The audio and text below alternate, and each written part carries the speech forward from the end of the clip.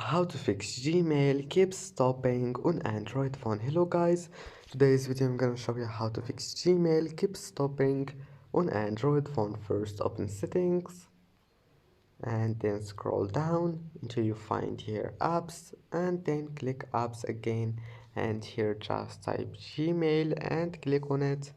Now all you need to do here, just click force stop and then go to storage, click clear cache, and then go back and try again. And if that doesn't fix your problem, click clear data, and after that you will need to log in again, but that you will fix your problem.